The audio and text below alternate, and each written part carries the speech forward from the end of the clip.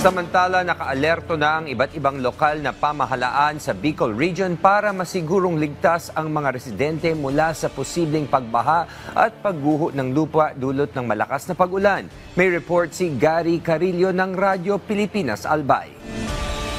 Bantay sarado ng Pulangi MDRRMO ang ilog na yan sa Pulangi Albay dahil malapit nang umabot sa red level kung kaya't nagsimula ng magsagawa ng preemptive evacuation ang lokal na pamahalaan sa mga residente. Hindi rin madaanan ng kalsada na yan sa parehong bayan dahil sa gumuhong lupa dulot pa rin ng habagat. Mahigpit naman ang monitoring ng LGU Kamalig sa mga river channels na konektado sa Bulkang Mayon. Sa ngayon, nananatiling normal ang kondisyon ng mga ilog. Sa tala ng Department of Social Welfare and Development Field Office 5, nasa 30,000 na mga pamilya o mahigit 147,000 na individual mula sa 135 barangay sa 6 na probinsya ng Bicol Region ang apektado ng habagat. Umabot sa halos 7 milyong pisong halaga ng food at non-food items at cash incentives ang naipamahagi ng ahensya sa mga apektadong residente. Pagtitiyak ng provincial government ng Albay, patuloy silang nakamonitor lalo't mayroong mga banta ng sama ng panahon gaya ng Bagyong Dante. Mula sa Albay, para sa Integrated State Media, Gary Carillo ng Radyo Pilipinas, Radyo Publiko.